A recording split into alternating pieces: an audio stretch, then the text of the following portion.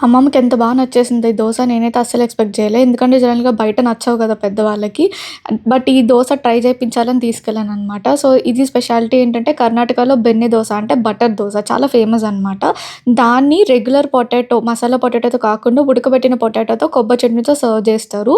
చాలా బావుంటుంది. దోసలు ఇష్టమైన వాళ్ళకి డెఫినైట్‌లీ ట్రై చేయండి. అది ద్వారా కెఫే చందానగర్‌లో అనమాట ఇదైతే. సో, పొంగల్ గూడా మా మమ్మీకి చాలా ఇష్టం. చూడగానే అదే ఆర్డర్ చేసుకుంది. ఉంది కదా మెనూలో అని. సో, అది కూడా ఒక టెంపుల్‌లో చేసిన ఫీలింగయితే ఇచ్చింది నాకు. నేను ఇదే ఫస్ట్ టైమ్ ట్రై చేశాను అక్కడ పొంగల్. సరంగి గూడా నచ్చిందనమాట. నెక్స్ట్ స్వీట్ షాప్‌లో పనుంటే వెలంకి ఫుడ్స్‌కి వెళ్ళి ప్యాక్ చేయించుకున్నాము. ఆ తర్వాత మాల్‌కయితే వెళ్ళామనమాట. ట్రైన్‌కి ఇంకా టైం ఉంది అని చెప్పి. నేనైతే ఎప్పుడు ఎక్కడ పార్క్ చేసామని మర్చిపోతా. సో, వీడియోలో ఫోటో తీసుకుంటా. మీరు కూడా నాలాగేనా? అండ్ నెక్స్ట్ కేఫే కాఫీ డేకి వెళ్ళాము. ఆ తర్వాత ఒక షాప్ నేనైతే ఇప్పటి వరకు వెళ్ళలేదు. బట్ బయట నుంచి దేవుడి విగ్రహాలన్నీ చూసి మా అమ్మమ్మ అయితే లోపలికి వెళ్ళింది. నేను అక్కడ ఏం కొన్నానంటే